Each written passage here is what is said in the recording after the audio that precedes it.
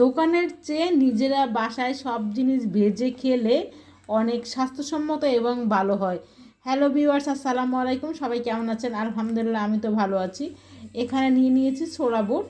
এই বুটটা আমি আজকে ভেজে নেব। তো ছোলা বুটটাকে আমি প্রায় 4-5 ঘন্টার মতো ভিজিয়ে রেখেছি। তো দেখেন একদম ফুলে টইটুম্বুর হয়ে গিয়েছে। এখন ছোলা বুটগুলিকে আমি সেদ্ধ দেবো। সেদ্ধ দেওয়ার জন্য এখানে একটা প্রেশার কুকার নিয়ে নিয়েছি। এখন এই প্রেশার কুকারে ঢেলে দেবো। সামান্য আলু দিয়ে দিয়েছি ছোট ছোট করে কেটে। প্রেশার কুকারের ভিতর দিয়ে এখানে সামান্য পরিমাণ হলুদ গুঁড়া দিয়ে দিলাম। সামান্য পরিমাণে একটু পানি দিয়ে দেবো সেদ্ধ হওয়ার জন্য।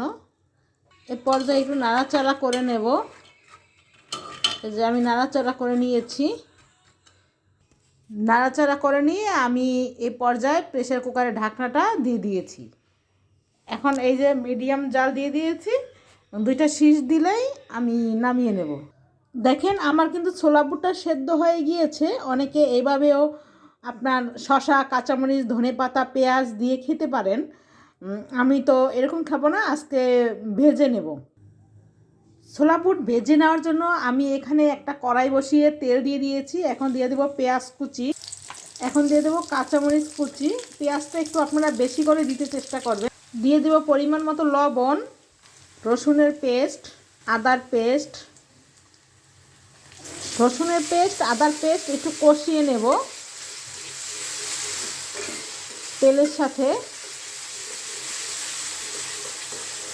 দিয়ে দিলাম পরিমাণ মতো হলুদের গুঁড়া। এরপরে এখানে একটু সামান্য পরিমাণ পানি দিয়ে দিলাম। পানিটা অবশ্যই গরম পানি দিয়েছি। এখন আমি আরও যে মশলাগুলো দেব সেগুলো এখন দিয়ে দেব। একটু দারুচিনি গুঁড়া দিয়ে দিলাম, দারুচিনি গুঁড়া মশলার গুঁড়া দিয়ে দিলাম, এলাচ, গোলমরিচ, লবঙ্গর গুঁড়া। এরপরে এখানে দিয়ে দিলাম ধনিয়ার গুঁড়া। এরপরে এখানে দিয়ে দিলাম জিরার গুঁড়া। দিয়ে এখন মশলাগুলো সব দেয়া হয়ে গিয়েছে। এখন আমি ভালো করে কষিয়ে নেব।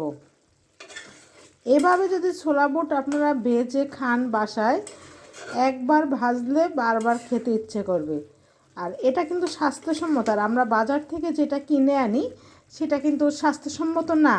আর ছোলা বুটটা আপনারা এভাবে ভেজে খাবেন, দেখবেন খেতে অনেক ভালো লাগে, অনেক মজা লাগে। আমি কিন্তু এভাবেই ভাজি, সবাই পছন্দ করে আমার এই ছোলা বুট ভাজাটা।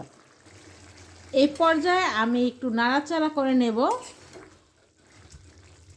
আর অবশ্যই জলটা কিন্তু একদম সম্পূর্ণ টানিয়ে শুকিয়ে শুকিয়ে করে নেব।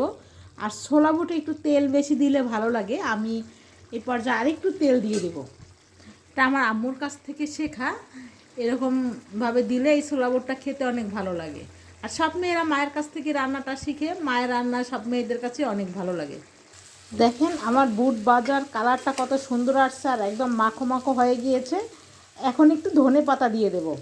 এই যে ধনে পাতা দিয়ে দিলাম। ধনে পাতার সিজনে ধনে পাতা না দিলে কিন্তু ভালো লাগে না। একটু ধনে পাতাটা দিলে খেতে টেস্টটা আর একটু বেড়ে যাবে। অবশ্যই ধনিয়ার গুঁড়ো, জিরার গুঁড়ো দিয়েছি, তারপরে দিলাম টেস্ট বাড়ার জন্য। স্বাদের তো কোনো শেষ নেই। হয়ে গিয়েছে কিন্তু আমার বুট ভাজাটা একদম ক্লিয়ার। এখন মুড়ি দিয়ে খেয়ে নেব।